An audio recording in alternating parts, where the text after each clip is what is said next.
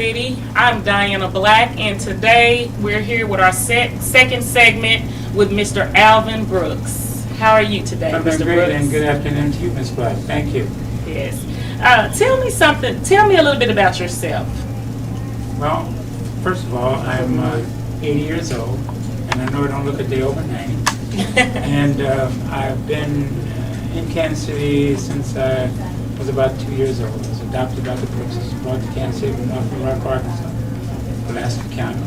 And my biological parents are Wilbur Moore Herrings, who was 17 at the time, and my mother was Thomas E. Gibb, who was 14. The Brookses were an elderly couple that lived across the road from my mother was sent there to live with her elder sister and brother-in-law until I was born.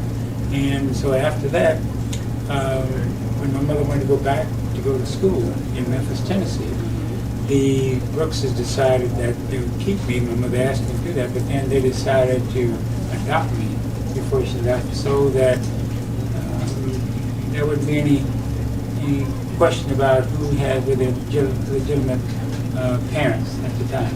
And so that's what happened. I didn't know I was adopted until I was 22 years old and on the police department here in Kansas City, Missouri.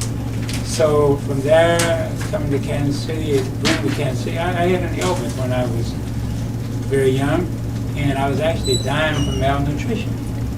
And so my mother took me from North Little Rock, Arkansas, to St. Louis at the Holmes G. Phillips Health Center, where they told her that I would not live beyond age 6. And I'm 80, and I beat them by, 74 years? And if they don't watch me, I'll get them by at least another 25. But anyway, my mother went back to Arkansas, my adopted mother. And I merely say adopted mother and adopted father so that you and the viewers will know the difference, because I consider having two sets of beautiful parents. And so my mother went back to North Little Rock, Arkansas, and was very despondent, of course, what she had been told by the doctor at Holmes G. Phillips Hospital, Holmes G. Phillips Health Center, because it didn't become a hospital, the all-black hospital, until later on. It was an all-black health center at the time. And so they ended up, it was an old herb doctor who visited with my parents very often. And they were telling him what happened. And he told them, well, what you ought to do is put that boy on goat's milk. And so my dad brought a just come fresh, what's called a white Sanian goat. That's a breed of goat. Of course, it had pink nose and ears and blue eyes. And that goat gave 4 quarts of milk a day. And I was on goat's milk until I was a junior in high school in Canton, Missouri. And so that's the kind of bringing up that I had. Came to Kansas City, as I say, and when the interesting thing about it, when we moved from North Little Rock, Arkansas to Kansas City, my dad built a pen for that goat and brought that goat on the back of that old car to Kansas City. And black folks apparently hadn't seen goats too much, because we moved out in an area of the suburbs of Kansas City called Leeds Dunbar. Now the viewers and all will not know when I say suburban area. It was an area of Kansas City that had very little running water inside their homes. We had outhouses. Now, you may not know what an outhouse is. An outhouse is where when your main house burns down, you still have some place to stay. Or also, an outhouse was where all the Sears and the Wards and the telephone books, all those were accumulated in this outhouse, and the pages mysteriously disappeared. Wow. Now, you and the viewers figure that out, those of you who were so young. So, grew up out there, went to Dunbar Elementary School, R.T. Cole's high and vocational. My class of 1946 was the first year they had the 8th grade in Kansas City. So some of us, in a lottery kind of, some of us went to Lincoln as freshmen, and some of us went to R.T. Cole. Well, my lot caught that I went to R.T. Cole, so I had to go to 8th grade. My counterparts, if they were in the other lottery, they went to Lincoln High School and skipped the 8th grade. And all segregated schools, all segregated community. Racism was at its height.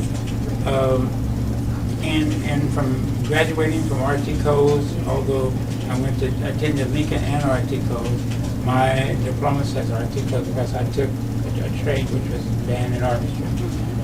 From there, went to junior college, Lincoln Junior College, segregated junior college. When you graduated from Lincoln High School, say in June, and you wanted to go to junior college, because we couldn't go to the white junior college in Kansas City, so we had to go to the all-black, which is the third floor of Lincoln High School. Okay. So when you graduated in June, you came back in September. All you did was walk the 3 flights, and there you were. We had a dean, and we had some of the greatest teachers. We had, I believe, it's been said, we had more masters and PhDs in those 2 black schools, RT Coles and Lincoln, than the other 8 white high schools. Wow. And we learned because our teachers taught for the profession rather than taught for a paycheck. And all of them wanted us to be successful.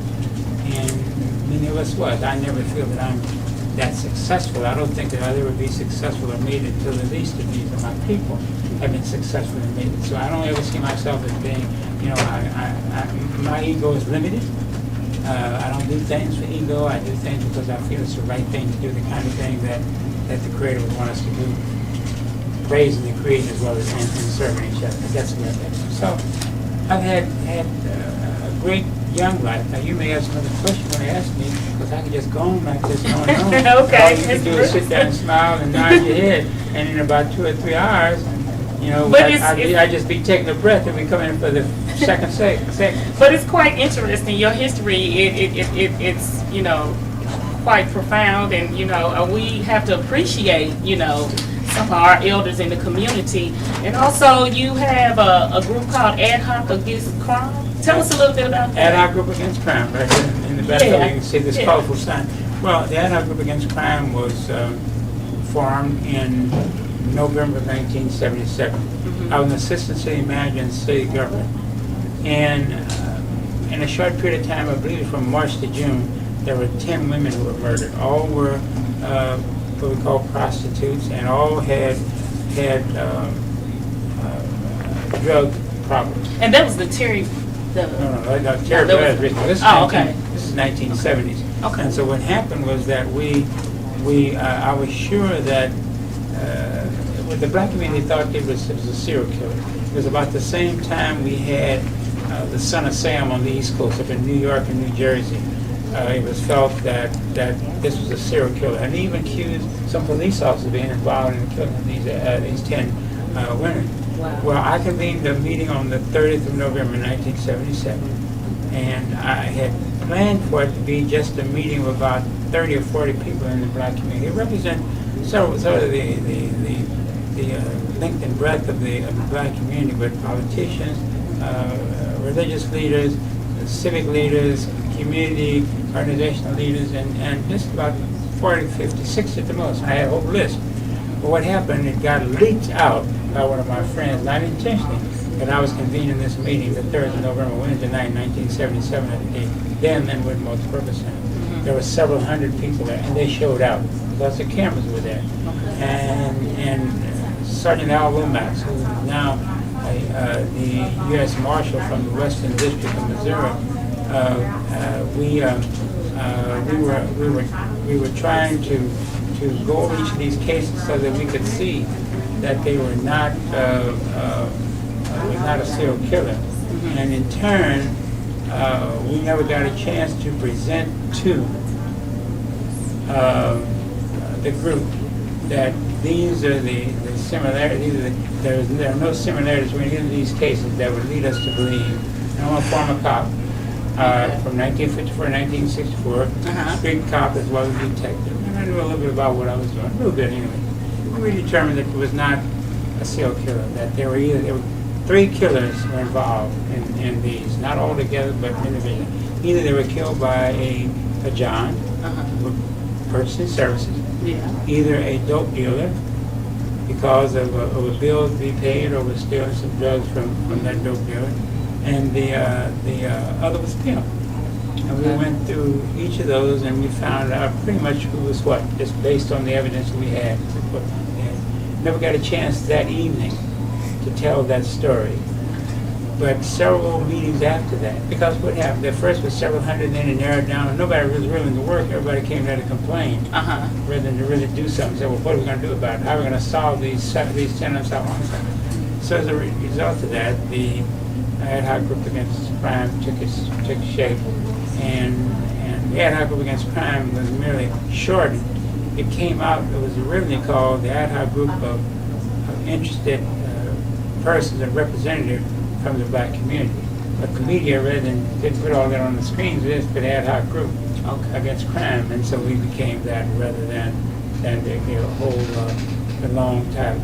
And so we developed then their volunteer from 1977 to 1988, all volunteer, and we worked very close with the police, with the prosecutors, with the courts, and very close with the community which we served, which we were in.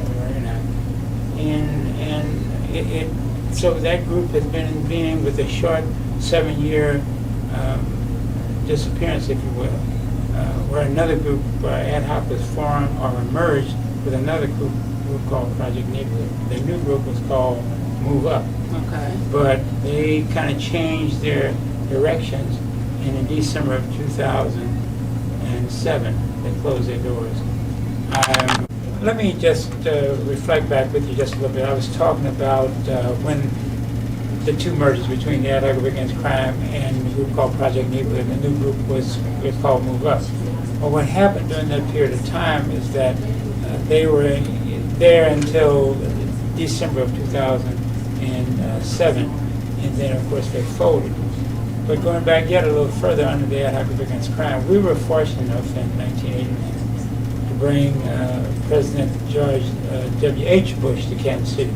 And that came about because then one of the senior senators from Kansas, from the state of Missouri, was Senator Jack Danforth. And Senator Danforth had told the Bill Bennett, the first drug czar, under that whole office was established under President Bush.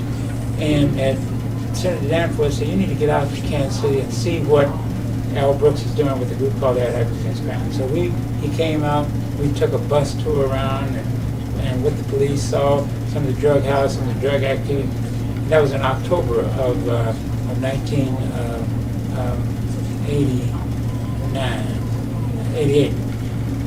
What happened was that he called me in about December and said, you think you could host the president if he came out next month, which would have been January of 1989. And so that took place, and as a result of that, we had the president here. And I was appointed what they call 1,000 points of light, whatever that meant. It was an honor at the time. And so that's where we progressed on. And then when the Move Up organization closed its doors in 2007, I had been elected for 2 terms to the Kansas City Council as mayor pro tem. I decided to run for mayor, and in 2007 I lost to a man who was the auditor named Mark Funkhausen.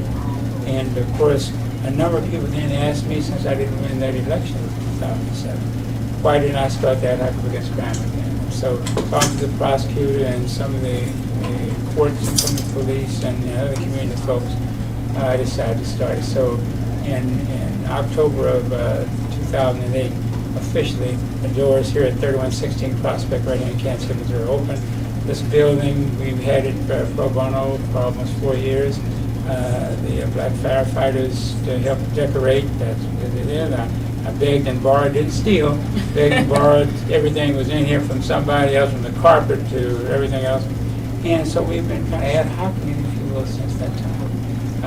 So that's kind of the story. There's some filling in we'll do as we go along. But I know you had an interest in a particular question.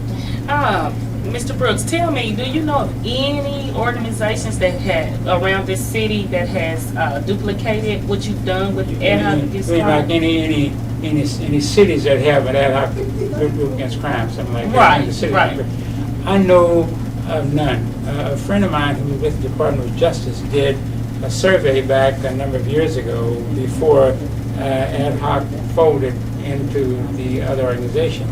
and he could find no other city where there was an organization that worked very close with the community, with the police, with the prosecutor, with the courts, with probation and parole, but more specifically and more importantly, the community.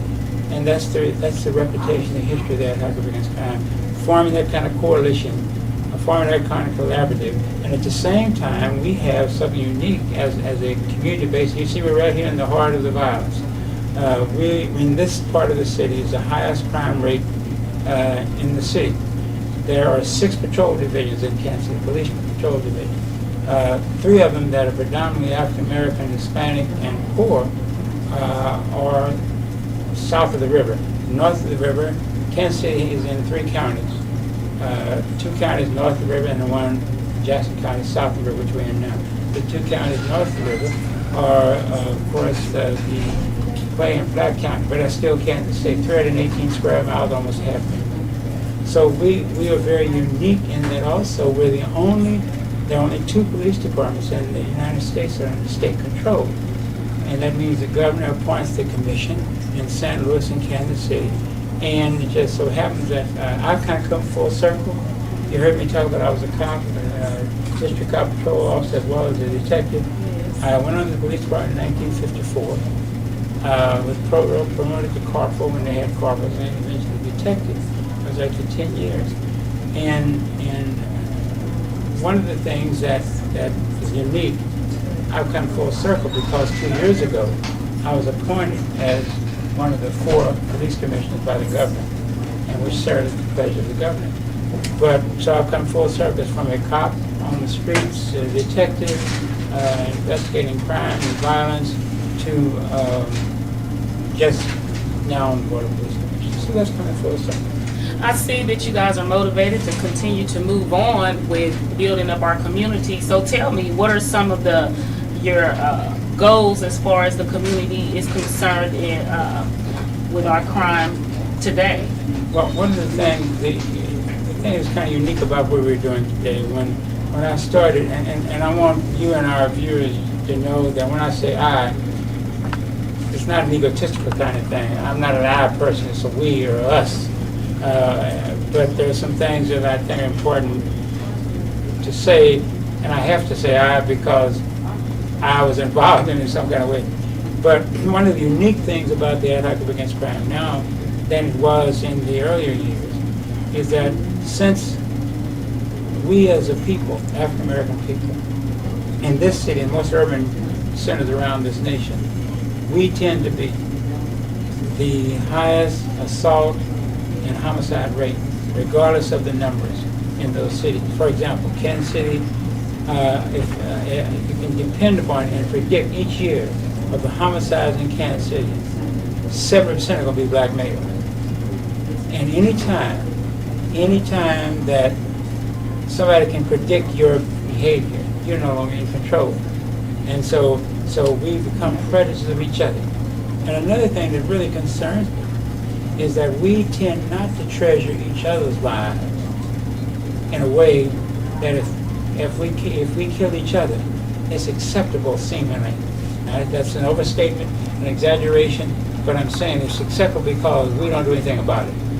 If a white person kills us, let me give you an example of the Trayvon Martin case in Santa Florida. Zimmerman's been charged with second-degree murder. The nation, black leaders and others, got all upset about that, and we ought to be upset about anything where racism carries on, and based on that we are killed and lynched like we were prior to the 1960s and back in the 30s, right on up until the 60s. But the thing of it is, when we kill each other, we don't have thousands of people in an uproar in our community, and that concerns me. Is that being said, that we who are we kill each other, our lives are not as valuable as if other people kill us, and that's a tragedy. That is really a tragedy, and I feel that way. I feel that way. So I think that what we're doing now is working with families who've been victimized by homicide, and working with the young people in those families to, as best we can, make sure through our account, we have a couple of grants to do counseling. We have a clinical psychologist and a clinical social worker who are both licensed to account for people who are grieving and angry and with no hope in that. And so we're working with some 50 families. And all told, we're working with close to 200 families victims of homicide. We have a hotline for reporting crime and violence and individuals. We have a reward fund. Our hotline is manned right out of this office here. We work with the police and with families and handing out money for rewards as information comes in. We also have a youth helpline, what young people can call if a young person is a runaway, or if a young person at a basketball, football, baseball game, or a house party, or a public party, whatever the case might be, and difficulty, they can call that and alert us about it, and so we can call the police and make sure that there's a sign of safety there for our young people. So, well, another area, let me just mention another area that's very important also, is most organizations in our community that are community-based don't get along sometimes with the most important people they're supposed to get along with. And if you're going to help any group, help a people, any community do something, you have to make sure that you have collaboration with those folks who can deliver services for them. okay. Because those of us here, with 3 staff persons, but a host of volunteers, we have a support group that we've organized made up of persons who've been victimized by homicide. We have families that have lost 3 or 4 to 5 persons over the last 5 or 6 years. And another thing that we try to get involved in is young African American males who are, in my generation, you call it siring children. That means you're fathering children. I remember one young brother here who was 18 years old, the father of 7 children. Another brother who was 20 years old and had several women pregnant at the same time. And you know, sex is a natural phenomenon. But my God, what is the responsibility to all of that? And so we just end up doing your thing, if you will, and in that, who suffers? The young brother who was killed and a drug deal went bad. Who's going to take care of those 7 kids and those girls? None of them finished high school. What's the future for the kids? What's the future for the girls? So tell the audience today, Mr. Brooks, what can we do to stop this from happening in our community? Well, to make these people be males, shall I say, be more accountable for their actions? Well, of course, there's always a welfare system, and I hate that because welfare is supposed to be able to help you until you can do better. Right. So we find out there's something called generational welfare. One generation has the next generation, and the next generation has welfare, and that as the late Thurgood Marshall said when he argued Brown versus Board of Education before the Supreme Court, he started out with saying, with all the multitudinous groups of people in this nation, why do you have to treat Negroes differently? See, that was in that day and time. Today I asked the question, of all the multitudinous groups of people in this nation of 300 million people plus, why us, representing 13% of the population, why do we have to be disproportionately affected in everything that's negative? But that's our fault. We can no longer blame other folk for our own shortcomings. You can't say and I realize the toll that racism has had on us as a people, slavery has on us as a people, discrimination, racism, segregation, all those kinds of things. But once you grow up to be men and women and know what your history is and where you've come from, then you begin to chart a course for the future. We are failing to really chart on a collective basis togetherness because we got too many personal agendas, you know. What's mine is mine, what's yours is mine as I can get it. And rather than saying what's mine is mine and yours is ours, or mine is ours and yours is ours. And we need to work towards educational for our children. There's no need for any district and school district in this country, and there are several of them, including our own district right here in Kansas City, Missouri, where you've got the dropout rate among African American males is far above not only the state standard, the national standard. So what are you doing when you don't graduate, when people don't have an education? This high-tech society that we live in today, our society has no use for you if you don't have an education. So all you can do is wear your pants down below your behind, or your skirt or above your hips, and that's all you are. That's what you are. And it becomes generational that way too. So violence is generational, poverty is generational, miseducation and no education is generational, and it's up to us to stop that. You can't blame white folks for everything. Okay. When do I, as a man, when do you as a woman begin to assume responsibility for our direction, for our course, for the future? And what we do you let somebody else do it? Are you as powerless as you act? No, we're not. We do what we want to do. All you need to do is have one of the great rappers to come to your town, and the ticket can be $75 or $125, and we will be there in disproportionate numbers. But when it comes to doing other things, how do we use our money to benefit our community? Education is one of the keys. I am convinced, I have been not been disputed yet, that if you want to reduce crime and violence, you reduce poverty, and the only way you reduce poverty is through education. And so lack of any of the above, you've got a problem. Okay, as we close our second segment with What's Up Kansas City, Mr. Brooks, tell people, our viewers, listeners, how they can contact you in case they need some type of assistance. We get enough contact. We don't need more contact. But in all seriousness, we're located right here in Kansas City, Missouri, 3116 Prospect, Kansas City, Missouri, 64128.